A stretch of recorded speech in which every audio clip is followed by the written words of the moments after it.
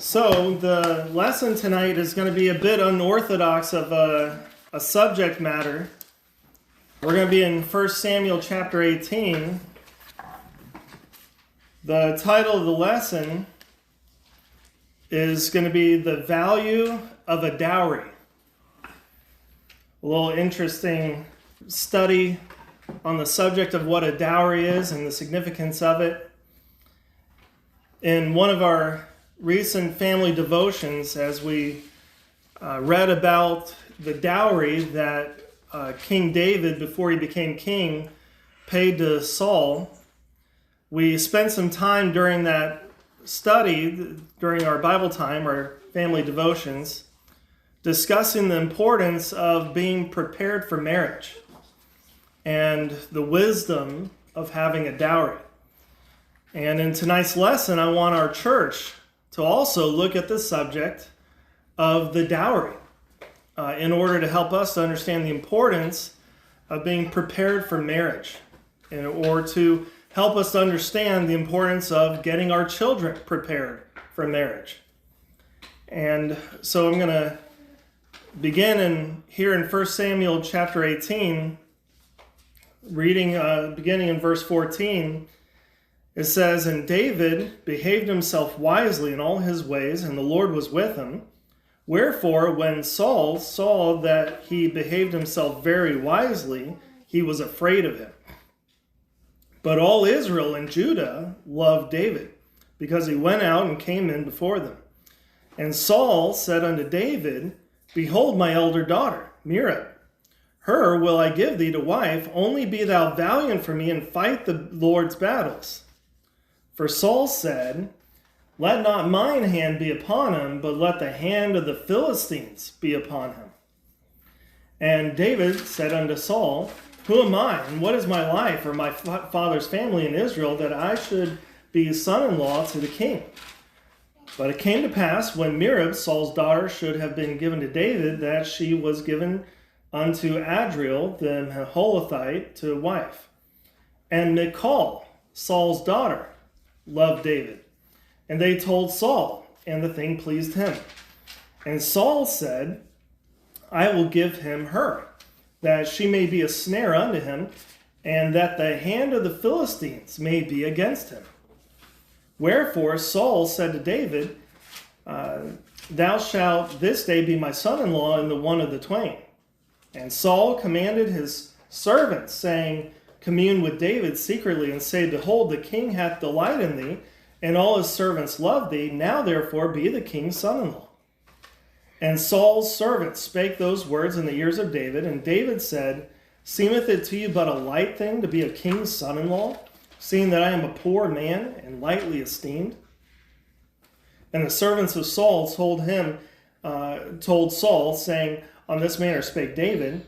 And Saul said, Thus shall you say to David, The king desireth not any dowry, but 100 foreskins of the Philistines, to be avenged of the king's enemies.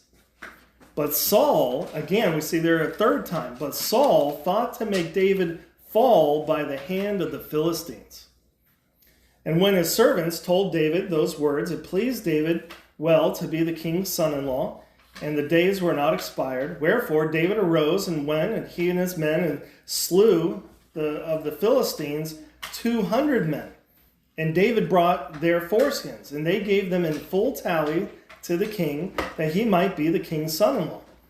And Saul gave him Michal, his daughter, to wife. And Saul saw and knew that the Lord was with David, and that Michal, Saul's daughter, loved him. And Saul was yet the more afraid of David, and Saul became David's enemy continually." And so we see here an example, a use of the concept of the dowry in the Bible.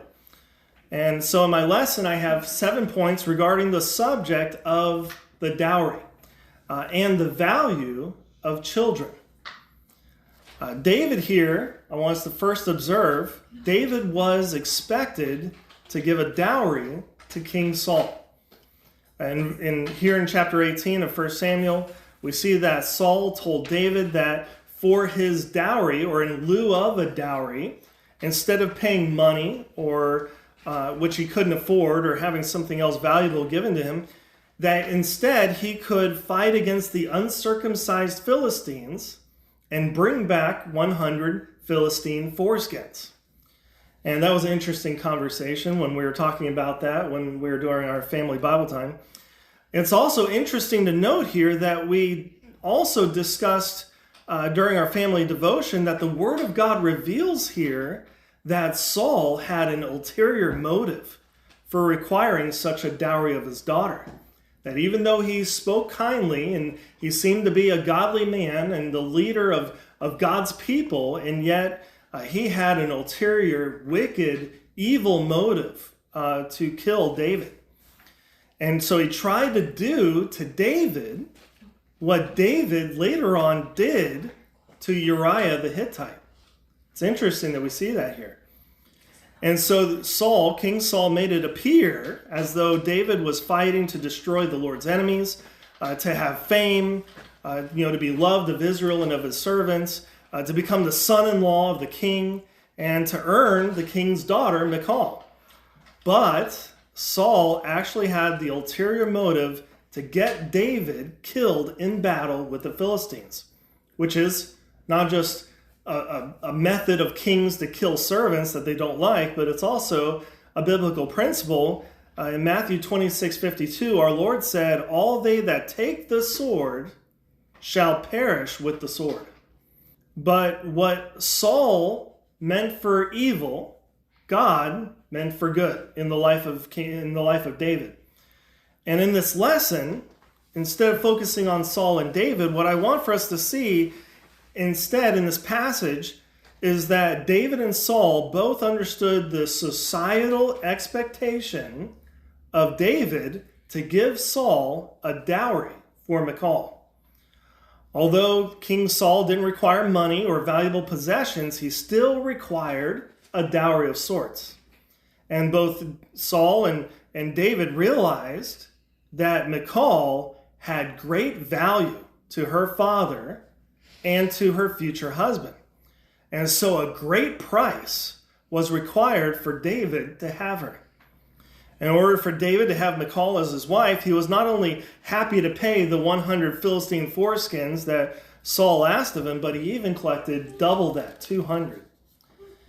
So that brings me to my second point. My second point is to explain what a dowry is. Paying a dowry is a biblical principle. The word dowry simply means price. A dowry could refer to the savings that a young woman brings to a marriage. It perhaps is exemplified by Leah, who considered her good dowry not being financial, since her father gave her nothing but a handmaid, but she considered her sons as her dowry or her value. In Genesis chapter 30, verse 20, and Leah said, "God hath endued me with a good dowry. Now will my husband dwell with me, because I have borne him 6 sons." She saw her sons as her value, as her dowry, as her investment in life, and her bargaining chip with her husband, which we won't get into today. Today in our society, young women typically don't have much of a dowry or financial value to bring into the marriage. However, she should have some savings, especially if she has godly parents with the means to help her to save for her marriage. And if she has been a productive member of her family and has been a financial benefit to her parents, she should have some savings.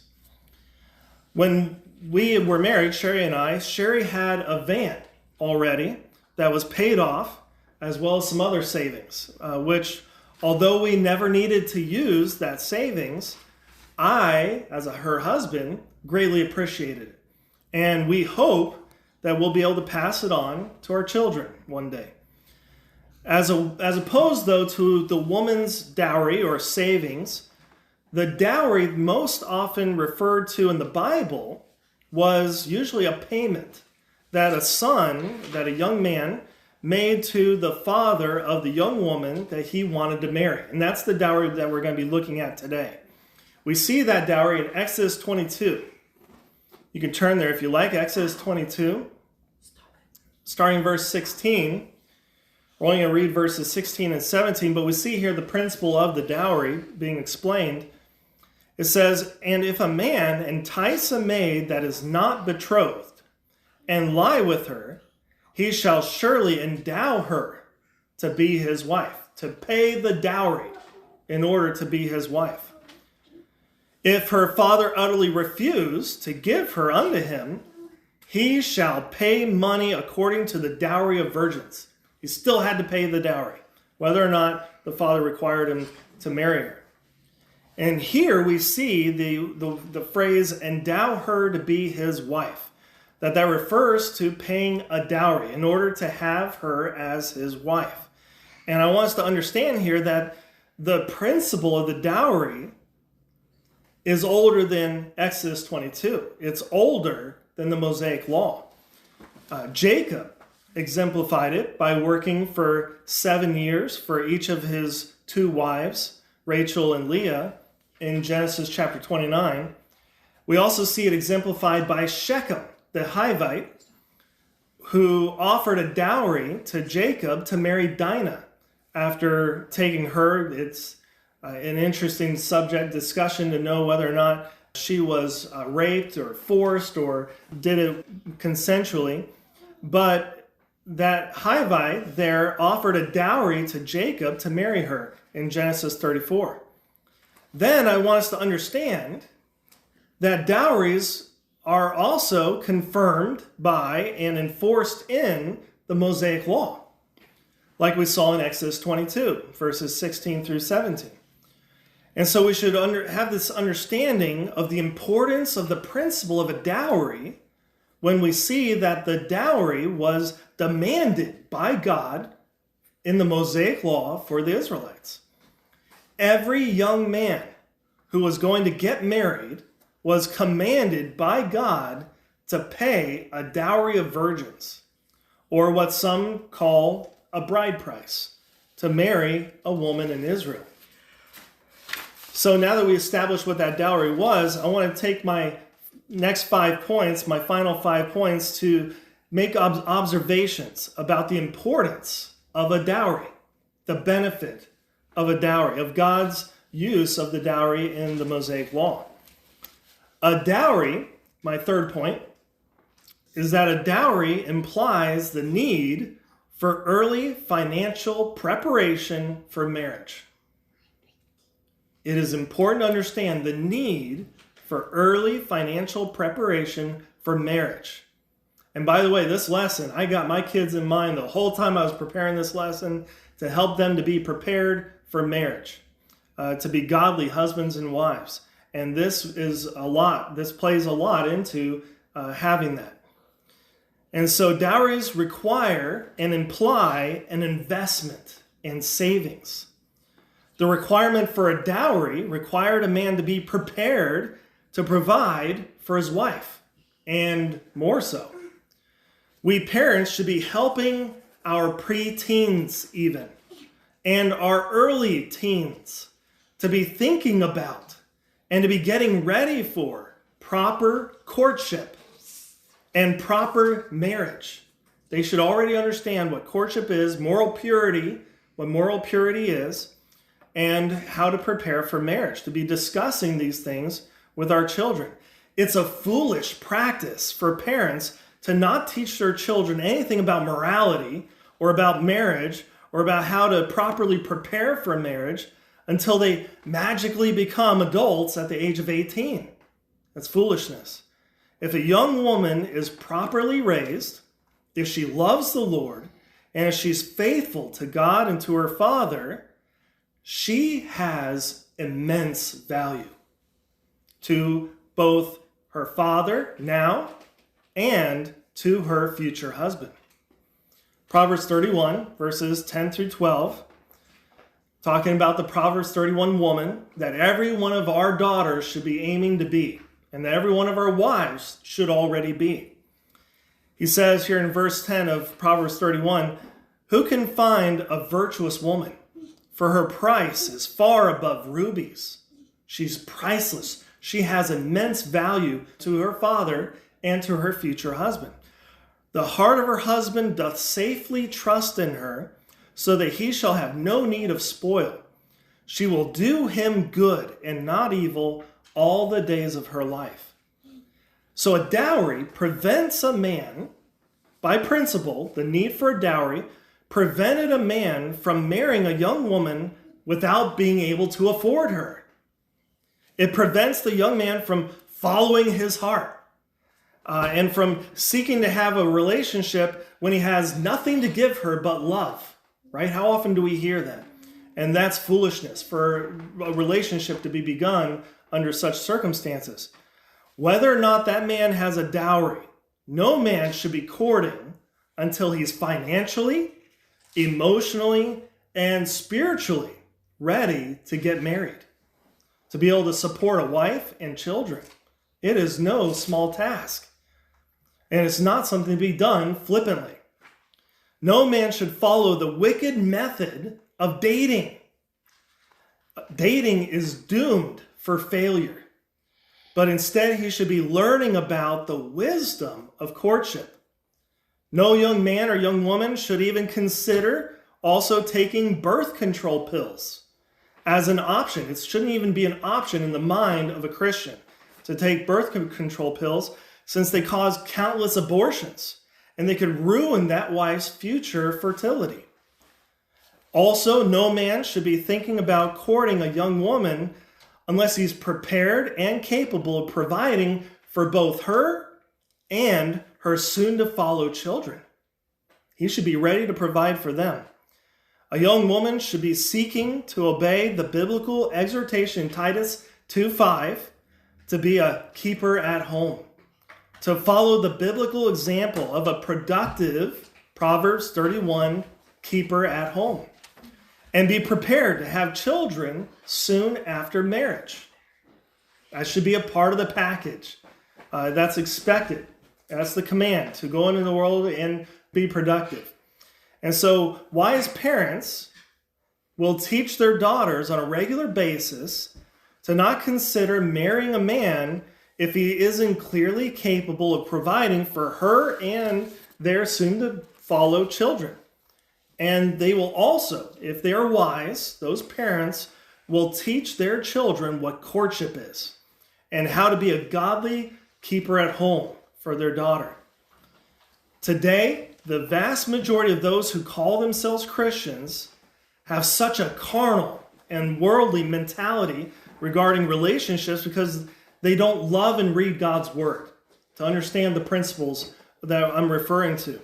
And because our society's conditioning to date instead of court, for young women to be independent career women, for young men and young women to hold off marriage until they're older, or for married couples to hold off having children after they get married, and for children to be perceived as a financial burden and a killjoy to their relationship.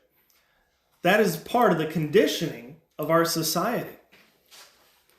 Brings me to my fourth point, is that a dowry prevents promiscuity. A dowry prevented promiscuity. This is a great place to provide another warning about the importance of hedging ourselves against falling for the doctrine of Balaam. For us not to fall for the doctrine of Balaam, for which this entire world was destroyed by a flood, for which there were countless biblical warnings and biblical examples of the consequences of falling for the doctrine of Balaam, and for which many Christians today are compromised. And they're hindered from serving the Lord since they have become unequally yoked. 2 Corinthians chapter 6, verses 14 through 15, but be ye not unequally yoked together with unbelievers. That's pretty much the doctrine of Balaam in summary there, of becoming unequally yoked with unbelievers. For what fellowship hath righteousness with unrighteousness? And what communion hath light with darkness? And what concord hath Christ with Belial? Or what part hath he that believeth with an infidel? And so there with a warning to not be unequally yoked. A dowry can prevent that, though. It's a good note here that there would be a lot less premarital sex if all the young men had the common societal understanding, as they did under the Mosaic covenant, that if they had premarital sex, they would be required to pay a dowry of virgins to the young woman's father. Whether or not they got married, whether or not that young woman got pregnant, and they would be forced by law to marry the young woman if the woman's father required it. That would prevent a lot of premarital promiscuity. The requirement of a dowry would also prevent a young man from being in the wrong place at the wrong time. We see this also exemplified in Deuteronomy 22, verses 28 through 29. If a man find a damsel that is a virgin which is not betrothed, and lay hold on her and lie with her, and they be found, then the man that lay with her shall give unto the daughter's father 50 shekels of silver. That's the dowry. That's commanded in the Mosaic law that a young man provides to the father. And she shall be his wife, because he hath humbled her, and he may not put her away all his days. And so, although it's very difficult to know for sure, in my study of the concept, it seems that this 50 shekel dowry mentioned here comes to about 6 months of standard manual labor work, or about $15,000 in today's economy. 6 months of work that should be paid in a dowry to the woman's father. The civil requirement of a dowry would incentivize young men to make sure that they never place themselves in a morally compromising situation, that they never be alone with any woman, and that they always have witnesses so that they could easily prove their own innocence and not be falsely accused of owing the bride price, the dowry of virgins, to the woman's father. And so a dowry prevents promiscuity. My fifth point, a dowry illustrates the value of children. It illustrates the value of children. Yes, children add difficulty to life, especially initially. When you have multiple children that you have to change diapers for and have to carry at times, and it can be difficult in the beginning of that marriage. And they do cost a lot of money. That must be admitted. However, there is great wisdom, there is great joy, and there are invaluable blessings behind God's command to procreate and to have a godly marriage. Having children is more effective than paying a life insurance policy. Children are an investment that pays off with compounded interest. If the parents biblically and wisely raise their children, that is. And there are many elderly people today, I've seen many, even ones who claim to be Christians, who have no one to turn to at their old age because they foolishly refused to have a godly home with children. They didn't want children. They didn't want that burden. Just like the many who are alone today with no support because they foolishly and rebelliously refused to obey God's command to have a godly church home. You got the family home and the church home, that if neglected, a person will be alone and without help. By principle, as the parents took care of and provided for their children when they were young, the children should take care of and provide for their parents when they're old. It should be reciprocated. Young men and young women should not only be respectful and obedient to their parents while they're under their father's coverture, it's a very important principle of coverture, they should also be productive while they're there. They should be supporting their parents and their family, even as younger kids, even as preteens and teens. They should be supporting and helping their family. They should be productive. They should have great value already, not just because they're your children, but because they're helpful. They should be contributing significantly to their parents and to their household, especially as they get older. It's expected to be a great loss after parents have poured their lives into teaching and training and counseling and protecting those children. And then when they're the most valuable to those parents, they leave and get married. And it is expected to be a great loss. However, although it is a great loss for that father to lose his daughter, if that new suitor pays a dowry, it would help to offset that father's loss of his daughter.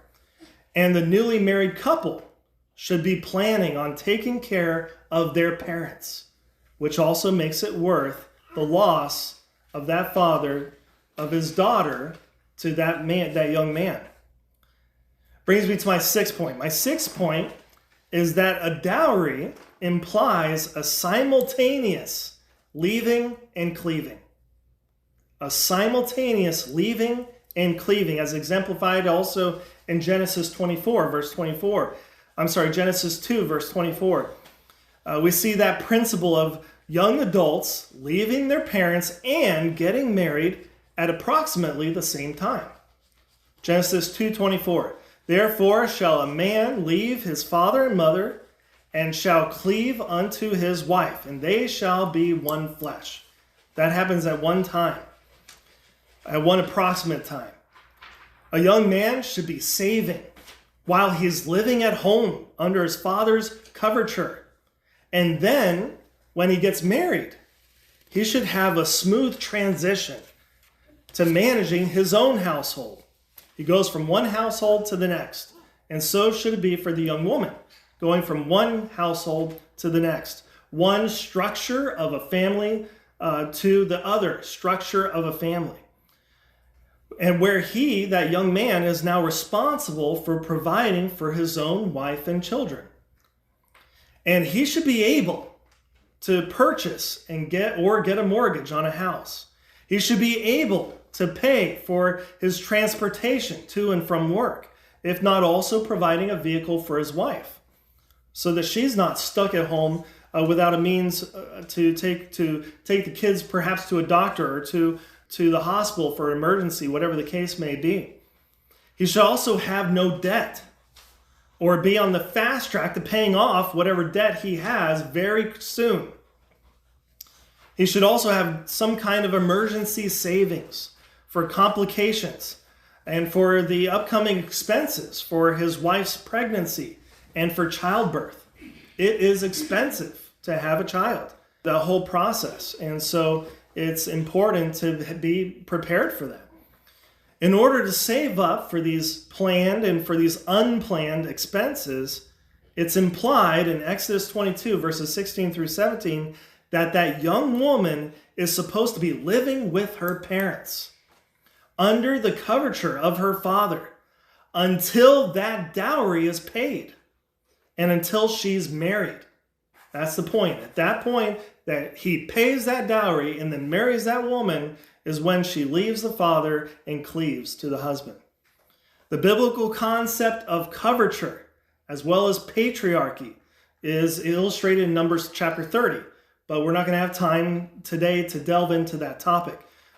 According to Numbers chapter 30, the young woman should not only leave her father's, should not only have her father's blessing to get married, she should still be living with her father, submissive to him, and she should have him involved in her courtship, as well as having her parents involved in all of her life decisions. That's a part of the package of being a family, of having being under her father's coverture, explained in Numbers chapter 30.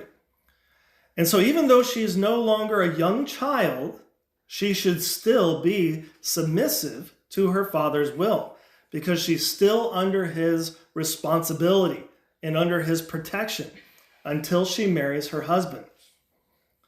That brings me to my last point. My last point is that the biblical dowry is a forgotten biblical concept. How often do we hear anything about a dowry? It is a forgotten biblical concept. Today, it's almost impossible to find anyone who has any idea of the concept of coverture, or of courtship, or of a dowry. And it's also difficult today to find young prospects who have godly parents that understand their responsibility of coverture and who assist in courtship. Many young people today, they think, how am I even going to accomplish that with ungodly parents? Nonetheless, we all need to do the best that we can to implement these principles. It doesn't matter what our backgrounds are, what our baggage has been, and what our situations currently are. A large part of this worldly mentality toward biblical relationships and marriage is partly due to the vast majority of those who call themselves Christians having a lackadaisical approach to God's word. They don't understand these concepts because they don't read God's word to understand them. And it's due to the influence of our society's onslaught against the patriarchy, against monogamy, against moral purity, so that they could pursue their own wicked imaginations without hindrance and without conviction. However, every one of us should be preparing our preteens. We should be preparing our young teens to have a biblical work ethic, to understand how money works, to understand how the economy works, to start saving now, and for us to start helping them to save. Maybe even to start saving on their behalf. And we have methods that we've implemented in our home on the subject. We must also, as Christians today, resist the foolish and detrimental mentality of our society that all our children need to do is to make good grades. That then, after they've done nothing but schooling through high school, they spend another 4 or 8 years after they've completed high school to keep doing nothing but school and racking up debt.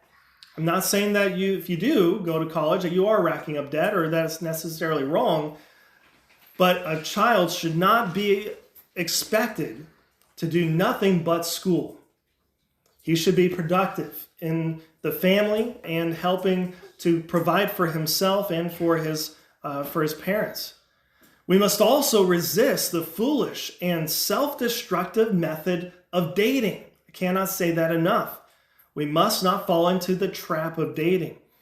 Today, I personally, regarding the subject of the dowry, today I personally would not require a young man to have a dowry set aside to give me in order to satisfy my loss of my daughters. And I'll tell you, my daughters, even Hannah, is very valuable to us. She is a great help to our family. And other than a dowry, though, there are many more ideal qualifications that I'd like for a young man to meet before he marries one of my daughters. Like being a virgin, right? I'd like for him to be a virgin. I'd like for him to have godly parents. I'd like for him to have no debt. And I'd like for him to have no mRNA gene-altering jab that could cause hereditary complications. I'd like to have those things, but unfortunately, it's difficult to require those things. Almost nobody would fit that bill. It's hard enough today just to find a suitor or a young woman who fears and loves God and who faithfully attends and prioritizes their church. It's hard enough just to find that. And so although I wouldn't require a dowry, here's what I would want. Here's what I would look for in a suitor for my daughters. I would want to make sure that any suitor for my daughters love and fear God. I would advise my daughters not to consider a young man if he doesn't love and fear God, if he is not clearly born again. I would also want for him to be wise. Wise. Not just biblically wise, but also wise in the ways of being able to provide for his family. I would want him to be hardworking. I would look for a suitor that's hardworking. I would look for a suitor that's capable of providing for and protecting my daughter. That he doesn't just have the means to, but the desire and care to. I would also look for him to treat his parents with love and respect. He might not have parents. He might have divorced parents. He might not even know who his parents are. But he should have adults that he's been raised by or has a relationship with that he loves and respects and has a good relationship with, to prove that he will have a good relationship with us and with my daughter. And above all else, I'm looking for a husband for my daughters that will have proven himself to be faithful to the Lord and to the church.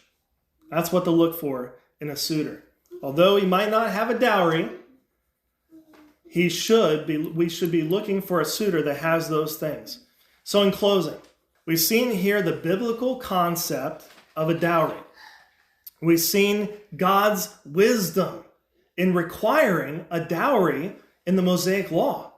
It wasn't just a command, an arbitrary command. There was a lot of wisdom behind having a dowry. And we've seen the benefits of its principles. And we saw that some of those benefits are that a dowry implies the need for financial preparation for marriage. We saw that a dowry prevents promiscuity. We saw that a dowry illustrates the value of raising godly children. And we saw that a dowry implies simultaneous leaving and cleaving. And then we saw that although a dowry is forgotten, a forgotten biblical concept today, it's still a wise and biblical practice. And wise young adults should try to have a dowry themselves. We should try to have a dowry to provide to the parents of those whom we marry. And that was the lesson tonight. An interesting topic, something rather uncommon. Pastor, anything to add? Any comments?